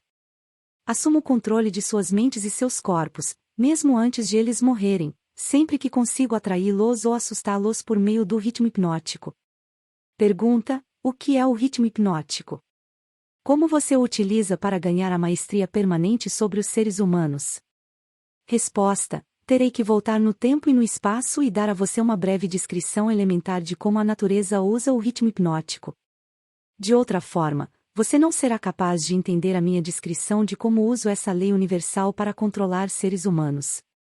Pergunta: vá em frente, mas mantenha sua história focada em conceitos simples, os quais eu consiga, através de minha própria experiência e conhecimento, aplicar as leis naturais conhecidas.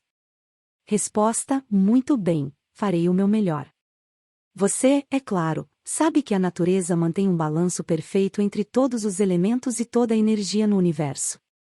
Você pode ver que as estrelas e os planetas se movem com uma precisão perfeita, cada qual respeitando seu próprio lugar no tempo e no espaço. Você pode ver que as estações do ano vêm e vão com uma regularidade perfeita. Tire suas próprias conclusões considerando que o carvalho deriva da noz e o pinheiro cresce baseado na semente de seu ancestral. Uma noz nunca produzirá um pinheiro e um pinhão nunca produzirá um carvalho. Essas são coisas simples que qualquer pessoa consegue entender, o que é difícil realmente de se ver é a lei universal através da qual a natureza mantém um balanço perfeito por toda a miríade de universos. Vocês, humanos, tiveram consciência de uma fração dessa grande e imutável lei universal quando Newton descobriu que ela mantém a Terra na sua posição exata e faz com que todos os objetos materiais sejam atraídos para o centro da mesma. Ele chamou isso de lei da gravidade. Mas ele não foi longe o suficiente com o estudo dessa lei. Se ele tivesse ido mais longe, teria descoberto que a mesma lei que mantém a Terra na sua posição e ajuda a natureza a manter um balanço perfeito nas 4 dimensões conhecidas, na qual toda matéria e energia estão contidas, é a rede pela qual eu amarro e controlo as mentes dos seres humanos. Pergunta: me conte mais sobre essa surpreendente lei do ritmo hipnótico. Resposta: conforme já afirmei, há uma forma universal de energia com a qual a natureza mantém um equilíbrio perfeito entre toda a energia e a matéria contida neste universo. Na verdade, a natureza faz uso de maneira muito especializada dessa forma especial de energia, quebrando-a em diferentes comprimentos de onda.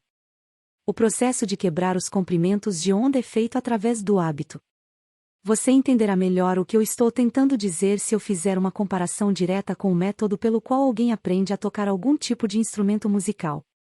Primeiro, as notas musicais devem ser memorizadas na mente. Feito isso, elas relacionam-se umas com as outras através da melodia e do ritmo. Pelo efeito da repetição, a melodia e o ritmo fixam-se em nossas mentes. Observe atentamente como o músico deve repetir incessantemente uma música antes de ele ter domínio sobre ela. Através da repetição, as notas musicais misturam-se e então você tem música. Qualquer impulso de pensamento que a mente repita mais de uma vez através do hábito acaba formando um ritmo organizado. Hábitos indesejáveis podem ser quebrados. Eles devem ser quebrados antes de assumir as proporções de tal forma que possam ser considerados um ritmo. Você está conseguindo me acompanhar? Pergunta: sim. Resposta: bem, para continuar, o ritmo é o último estágio do hábito. Qualquer pensamento ou movimento físico que seja repetido uma, duas ou mais vezes, através do princípio do hábito, finalmente alcança a proporção do ritmo. Então o hábito, a partir desse momento, não pode ser quebrado porque a natureza o assume e o transforma em algo permanente. É algo tipo um redemoinho na água. Um objeto pode manter-se flutuando indefinidamente até que ele seja pego por um redemoinho. Nesse caso, ele não tem como escapar, pois a força da água o fará submergir. Dessa forma, pode-se comparar a energia do pensamento das pessoas com a energia da correnteza do redemoinho na água. Pergunta: então essa é a forma com que você controla as mentes das pessoas, é isso? Resposta: sim. Como eu já disse algumas vezes, tudo o que tenho que fazer para ganhar o controle de qualquer mente humana é induzir a alienação. Pergunta: pelo que estou entendendo, então o hábito de alienar-se é o maior risco que as pessoas correm de perder as suas prerrogativas ou os seus privilégios de pensar em seus próprios pensamentos e moldarem os seus próprios destinos? Resposta: isso e muito mais. Alienar-se é também o hábito pelo qual possuo as suas almas após os seres humanos desistirem de seus corpos físicos. Pergunta: então o único meio de um ser humano ser salvo da aniquilação eterna é mantendo o controle sobre a sua própria mente enquanto ele está no planeta Terra. Isso é verdadeiro? Resposta: o que você afirmou está perfeitamente correto e é a mais absoluta verdade. Aqueles que controlam e usam as suas mentes escapam da minha rede. Todos os outros acabam em minhas mãos, e isso ocorre tão naturalmente quanto o sol se põe no ocidente. Pergunta: isso é tudo o que há para saber sobre ser salvo da aniquilação eterna? Por acaso aquilo que você chama de oposição não tem nada a ver com a salvação das pessoas? Resposta: eu posso ver que você realmente pensa de forma profunda. A minha oposição, essa força que vocês humanos chamam de Deus, tem tudo a ver com a salvação das pessoas da aniquilação eterna. E é justamente por essa razão que é a minha oposição que fornece a cada ser humano o privilégio divino de poder usar a sua própria mente. Se você usar essa força para manter controle sobre a sua própria mente, você acaba se tornando uma parte dela, no momento em que você deixar o corpo físico. Se você por acaso negligenciar o uso da sua mente, aí então eu entro e assumo o privilégio de tomar essa negligência através da lei do ritmo hipnótico. Pergunta: o quanto de uma pessoa você toma conta quando você a possui? Resposta: tudo o que sobra depois que ela deixa de controlar e usar a sua própria mente. Pergunta: em outras palavras, quando você ganha o controle de uma pessoa, você toma conta de toda a sua individualidade até o momento em que ela deixa de usar a própria mente. Isso está correto? Resposta: essa é a forma com que trabalho. Pergunta: o que você faz com as pessoas que você controla antes da morte? O que de útil essas pessoas fazem para você enquanto elas vivem? Resposta: eu as uso ou uso o que sobrou delas e, depois que tomo conta de sua mente, essas pessoas tornam-se propagandistas e me ajudam a preparar as mentes de outras pessoas para que entrem no hábito da alienação. Pergunta: você não apenas engana as pessoas destruindo seus poderes para controlar as suas próprias mentes, mas as usa para ajudá-lo no trabalho de emboscar outras? Resposta: sim, não deixo passar nenhuma oportunidade. Pergunta: vamos voltar para o assunto do ritmo hipnótico. Conte-me mais de como essa lei funciona. Mostre-me como você usa indivíduos para ajudar a ganhar o controle sobre outros. Quero saber algo de tal forma que você me mostre a maneira mais efetiva com que você usa o ritmo hipnótico. Resposta: isso é fácil. A coisa que eu mais gosto, na verdade, é preencher as mentes das pessoas com o medo. Uma vez feito isso, não encontro nenhuma dificuldade em fazê-la alienar-se. Após, ela fica presa na minha rede através do ritmo hipnótico. Pergunta: que tipo de medo humano melhor serve ao seu objetivo? Resposta: o medo da morte. Pergunta: por que o medo da morte é sua arma favorita? Resposta: porque na verdade ninguém sabe, de acordo com as leis naturais do universo, ninguém consegue provar definitivamente o que acontece após a morte. Essa incerteza causa arrepios em todas as pessoas. As pessoas que se deixam tomar conta pelo medo, qualquer tipo de medo, recusam-se a usar as suas mentes e começam, nesse momento, a alienar-se. Eventualmente, elas alienam-se no redemoinho do ritmo hipnótico do qual poderão nunca escapar. Pergunta: Então você não se preocupa com o que os líderes religiosos pensam ou falam de você quando eles falam da morte? Resposta: não, contanto que eles digam alguma coisa. Se as igrejas parassem de falar sobre mim, a minha causa sofreria um grande revés. Todo o ataque feito contra mim, na verdade, aumenta o medo nas mentes de todas as pessoas que são influenciadas por esses líderes. Como você pode ver, a oposição é a coisa que mantém algumas pessoas longe da alienação. Considerando-se que essas pessoas não se deixam dominar pelo medo que provém deles. Pergunta: você afirma que as igrejas ajudam na sua causa em vez de ajudar as pessoas. Diga-me, o que então o deixa preocupado? Resposta: a minha única preocupação é que algum dia um real pensador possa aparecer na Terra. Pergunta: o que aconteceria se um pensador aparecesse na Terra? Resposta: você me pergunta o que aconteceria? Vou contar-lhe o que aconteceria. As pessoas aprenderiam a maior de todas as verdades, que o tempo que elas passam temendo alguma coisa, se fosse revertido em fé, daria a elas tudo o que elas gostariam de ter do mundo material e também as salvariam de mim, após a sua morte física. Você não acha que isso é algo que vale a pena pensar? Pergunta: qual o principal obstáculo para parecer um pensador no mundo? Resposta: medo da crítica. Talvez possa interessar a você de que o medo da crítica é a única arma eficaz que tenho para lutar contra você. Se você não tivesse medo de publicar essa confissão, após arrancá-la de mim, eu certamente perderia o meu reino na terra. Pergunta: e se eu o surpreendesse e a publicasse, quanto tempo levaria para você perder o seu reinado? Resposta: apenas tempo suficiente para que uma geração de crianças crescesse em entendimento. Você não consegue tirar os adultos de mim. Eles estão muito presos na minha rede. Mas se você publicasse essa confissão já seria o suficiente para manter-me longe do controle daqueles que ainda não nasceram e também daqueles que ainda não alcançaram a idade da razão. Você não ousaria publicar o que eu lhe falei sobre os líderes religiosos. Eles crucificariam você. Pergunta: pensei que a prática selvagem de crucificação já estivesse fora de moda há mais de 2000 anos. Resposta: não quero dizer crucificação literalmente numa cruz. O que quero dizer é que você sofreria uma crucificação social e financeira. A sua renda seria cortada. Você se tornaria uma persona não grata nos círculos sociais. Líderes religiosos e seus seguidores tratariam você com desprezo. Pergunta: suponho que eu deveria escolher apostar as minhas fichas com os poucos selecionados que fazem uso de suas próprias mentes, em vez de me preocupar com o medo das massas de pessoas que não usam as suas mentes, as massas de pessoas que você clama ter 98%? Resposta: se você tiver coragem suficiente para fazer isso, prejudicará o meu estilo. Pergunta: por que você não fala de nenhum cientista? Não gosta de cientistas? Resposta: sim, eu gosto de todas as pessoas e muito, mas os verdadeiros cientistas estão fora do meu alcance. Pergunta: por quê?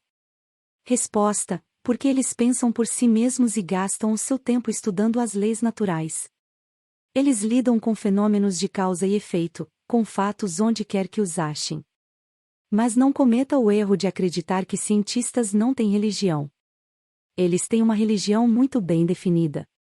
Pergunta: qual é a religião deles? Resposta: a religião da verdade. A religião das leis naturais. Se o mundo algum dia produzir um pensador de muita capacidade com habilidades para desvendar os mais profundos segredos da vida e da morte, você pode ter certeza de que a ciência será responsável por essa catástrofe. Pergunta: catástrofe para quem? Resposta: para mim, é claro. Pergunta: vamos voltar ao assunto do ritmo hipnótico, eu quero saber mais sobre ele. Ele tem alguma coisa a ver com o princípio pelo qual as pessoas podem hipnotizar umas às outras? Resposta: é precisamente a mesma coisa, e eu já lhe disse isso. Por que você repete tanto as suas questões? Pergunta: isso é um velho costume meu, Sua Majestade. Para seu esclarecimento, eu lhe direi que na verdade estou forçando você a repetir muitas de suas afirmações pelo simples fato de dar ênfase. Também estou tentando ver se consigo pegar você em alguma mentira. Não mude o assunto, volte para o ritmo hipnótico e me conte tudo o que você sabe sobre ele. Eu, por acaso, sou uma vítima? Resposta: neste momento não, mas muito pouco faltou para você cair na minha rede. Você se alienou através do redemoinho do ritmo hipnótico, até o momento em que você descobriu como me forçar a fazer essa confissão. Aí, nesse momento, perdi o controle sobre você. Pergunta: que interessante. Você não está tentando me recapturar através da bajulação, está? Resposta: essa seria a melhor propina que eu poderia oferecer a você. É exatamente o tipo de suborno que usei em você efetivamente antes de você conseguir ser mais esperto do que eu. Pergunta: com o que exatamente você me seduziu? Resposta: com muitas coisas, sendo as principais o sexo e o desejo por autoexpressão. Pergunta: que efeito as suas propinas tiveram sobre mim? Resposta: elas fizeram com que você negligenciasse o seu principal objetivo na vida e fizeram com que você começasse a se alienar. Pergunta: isso foi tudo que você fez para mim com seus subornos? Resposta: isso já é muito. Pergunta: mas já estou de volta no caminho e fora do seu alcance agora, não estou? Resposta: sim, você está temporariamente fora do meu alcance, porque você não está alienado. Pergunta: o que quebrou o seu feitiço sobre mim e me libertou do hábito da alienação? Resposta: a minha resposta poderá humilhar você. Você quer ouvi-la? Pergunta: vá em frente e fale, Sua Majestade. Eu desejo aprender tudo o quanto possa aguentar sobre a verdade. Resposta: quando você encontrou um grande amor na mulher da sua escolha, eu perdi o meu controle sobre você. Pergunta: então você vai me acusar de estar me escondendo atrás das saias de uma mulher, é isso? Resposta: não, na verdade não se escondendo. Eu não colocaria dessa forma. Diria que você aprendeu como aproveitar-se positivamente da mente de uma mulher de alto nível. Pergunta: a saia da mulher então não tem nada a ver com isso? Resposta: não, mas o seu cérebro sim. Quando você e a sua esposa começaram a combinar os seus dois cérebros através do hábito do Mastermind todos os dias, você se deparou com o poder secreto do qual você me forçou a realizar essa confissão. Pergunta: isso é verdade ou você está tentando me bajular de novo? Resposta: eu poderia bajulá-lo e seduzi-lo se eu estivesse sozinho com você, mas não consigo enquanto você estiver fazendo uso da sua mente e da sua mulher de forma combinada. Pergunta: estou começando a entender algo importante. Estou começando a entender o que queria dizer aquela passagem da Bíblia que dizia de forma enfática: quando dois ou mais reunirem-se e pedirem por qualquer coisa em meu nome, lhes será concedido.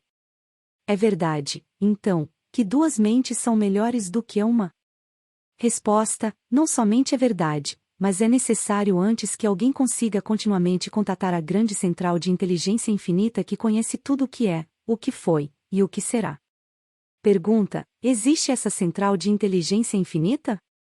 Resposta: se não existisse, você não estaria neste momento me humilhando, obrigando-me a confessar meus principais segredos. Pergunta: não é perigoso dar esse tipo de informação para o mundo? Resposta: claro, é muito perigoso para mim. Se eu fosse você, não entregaria esse tipo de informação. Pergunta: vamos voltar agora para a técnica através da qual você faz com que suas vítimas caiam no hábito da alienação. Qual o primeiro passo que um alienado deve dar para quebrar esse hábito tão diabólico? Resposta: um desejo ardente de quebrá-lo. Você com certeza sabe que ninguém pode ser hipnotizado por outra pessoa sem estar consciente e apto a ser hipnotizado. Essa consciência pode assumir a forma de indiferença em relação à vida, geralmente por falta de ambição, medo, falta de definição de um propósito definido e muitas outras formas. A natureza não precisa do consentimento de ninguém para fazer uma pessoa cair sob o feitiço do ritmo hipnótico. Tudo o que ela precisa é achar essa pessoa desprevenida, através de qualquer forma que ela negligencie de usar a sua própria mente. Lembre-se disto: o que quer que você tenha, ou você usa ou você perde. Todas as tentativas bem-sucedidas de quebrar o hábito da alienação devem ser feitas antes que a natureza a transforme em um hábito permanente através do ritmo hipnótico. Pergunta: pelo que estou entendendo, o ritmo hipnótico é uma lei natural através da qual a natureza fixa a vibração de todos os ambientes, isso é verdade? Resposta: sim, a natureza usa o ritmo hipnótico para fazer os pensamentos dominantes de uma pessoa e os seus hábitos de pensamento se tornarem permanentes. É por isso que a pobreza é uma doença. A natureza faz dessa forma, fixando permanentemente os hábitos de pensamento de todos os que aceitam a pobreza como uma circunstância inevitável. Através dessa mesma lei do ritmo hipnótico, a natureza também fixará permanentemente pensamentos positivos de riqueza e prosperidade. Talvez você entenda melhor a forma com que o ritmo hipnótico trabalha se eu lhe disser que a sua natureza é fixar permanentemente todos os hábitos, sejam eles mentais ou físicos. Se a sua mente teme a pobreza, a sua mente atrairá a pobreza. Se a sua mente deseja riqueza e espera por ela, a sua mente atrairá os equivalentes físicos e financeiros da riqueza. Isso está em concordância com uma lei imutável da natureza. Pergunta: o escritor daquela frase na Bíblia, o que quer que um homem plante, ele colherá, tinha em mente essa lei da natureza? Resposta: ele não poderia ter nada, além disso, em sua mente. A afirmação é verdadeira. Você pode ver evidências dessa verdade em todas as relações humanas. Pergunta: é por isso que o homem que forma o hábito de alienar-se através da vida deve aceitar o que quer que chegue às suas mãos? Isso está correto? Resposta: isso está absolutamente correto. A vida paga ao alienado pelo seu próprio preço, em seus próprios termos. O não alienado faz a vida pagar nos seus termos. Pergunta: por acaso a questão da moral não entra no que se consegue da vida? Resposta: para falar a verdade, a única razão em que entra a moral é que ela tem uma influência direta nos pensamentos de uma pessoa. Ninguém consegue o que quer da vida meramente sendo bom, se é o que você está querendo saber. Pergunta: não, acho que não. Entendo o que você quer dizer. Estamos todos onde estamos e somos o que somos pelos nossos feitos. Resposta: não, não exatamente. Você está onde está e você é o que é por causa de seus pensamentos e de suas ações. Pergunta: então, isso que chamam de sorte não existe, é isso? Resposta: enfaticamente, não. As circunstâncias que as pessoas não entendem são classificadas sob o título de sorte. Por trás de toda a realidade existe uma causa. Muitas vezes, a causa está tão longe do efeito que a circunstância pode ser explicada somente atribuindo-se à sorte. A natureza não reconhece tal lei como sorte. É uma hipótese feita pelo homem, com a qual ele explica as coisas que ele não entende. Os termos sorte e milagre são irmãos gêmeos. Nenhum dos dois possui uma existência real, exceto na imaginação das pessoas. Ambos são usados para explicar aquilo que as pessoas não entendem. Lembre-se disso: tudo que possui uma existência real pode ser provado como tal. Mantenha essa verdade na sua mente e você se tornará um pensador mais profundo. Pergunta: o que é mais importante, pensamentos ou atos? Resposta: todos os atos seguem pensamentos. Não existem feitos sem antes ter havido um padrão de pensamento que o antecedesse. Além disso, todos os pensamentos têm uma tendência de se tornarem a sua contraparte física. Os pensamentos dominantes, que são aqueles que uma pessoa mistura com as emoções, desejos, esperança, fé, medo, ódio, ganância, entusiasmo, eles não apenas têm a tendência de se tornarem o seu equivalente físico, como estão fadados a se tornarem o equivalente físico. Pergunta: isso me leva a lhe pedir que me conte mais sobre a sua pessoa. Onde, além das mentes das pessoas, você se fixa e realiza seus planos? Resposta: opero onde quer que haja algo que eu possa controlar e me apropriar. Já lhe disse que eu sou a porção negativa do elétron da matéria. Sou a explosão do raio. Sou a dor na doença e o sofrimento físico. Sou o general que não é visto na guerra. Sou o agente desconhecido da pobreza e da fome. Sou o executor na pena de morte. Sou o inspirador do desejo na carne. Sou o criador da inveja, da ganância e do ciúme. Sou o instigador do medo. Sou o gênio que converte as realizações de homens da ciência em instrumentos de morte. Sou o destruidor da harmonia em todas as formas de relações humanas. Sou a antítese da justiça. Sou a força propulsora de toda a imoralidade. Sou o obstáculo para tudo o que é bom. Sou a ansiedade, o suspense, a superstição e a insanidade. Sou o destruidor da esperança e da fé. Sou o inspirador da fofoca destrutiva e do escândalo. Sou o desencorajador do pensamento livre e independente. Em resumo, sou o criador de todas as formas de miséria humana, o instigador do desencorajamento e do desapontamento. Pergunta: e você não chama isso de frio e cruel? Resposta: eu chamo isso de certo e confiável. A crise econômica mundial quebrou os hábitos dos homens em todas as partes e redistribuiu as fontes de oportunidades em todos os setores da vida, em uma escala sem precedentes. O álibi do alienado, com o qual ele tenta explicar a sua posição indesejável, é o seu grito de que não existem novas oportunidades no mundo. Não alienados não esperam pela oportunidade para trilhar o seu caminho. Eles criam oportunidades que estejam em acordo com os seus desejos e necessidades. Pergunta: os não alienados são espertos o suficiente para evitar a influência do ritmo hipnótico? Resposta: ninguém é esperto o suficiente para fugir da influência do ritmo hipnótico. Poderia uma pessoa facilmente evitar a influência da lei da gravidade? A lei do ritmo hipnótico fixa permanentemente os pensamentos dominantes dos homens, sejam eles positivos ou negativos ou não alienados ou alienados, respectivamente.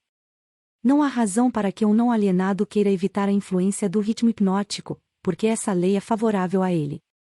Ela o ajuda a converter seus objetivos, planos e metas em réplicas físicas. Ela fixa os seus hábitos de pensamento e os faz permanentes. Somente um alienado desejaria escapar da influência do ritmo hipnótico. Pergunta: boa parte da minha vida adulta fui um alienado. Como foi que consegui escapar do redemoinho do ritmo hipnótico? Resposta: você não escapou. A maior porção dos seus pensamentos e desejos dominantes, desde o momento em que você alcançou a vida adulta, tem sido um desejo definido de entender todas as potencialidades da mente. Você pode ter se alienado em pensamentos de menor importância, mas não se alienou com esse desejo. Devido ao fato de não ter se alienado, você agora está gravando um documento que lhe dará exatamente o que os seus pensamentos dominantes desejavam da vida. Pergunta: por que a sua oposição não usa o ritmo hipnótico para fazer com que pensamentos positivos e causas nobres tornem-se permanentes? Por que a sua oposição permite que você use essa força estupenda como um meio de enredar as pessoas em uma rede diabólica gerada pelos seus próprios pensamentos e ações? Por que a sua oposição não vence você blindando as pessoas com pensamentos que construam e as eleve acima da sua influência? Resposta: a lei do ritmo hipnótico está disponível para todos que queiram fazer uso dela.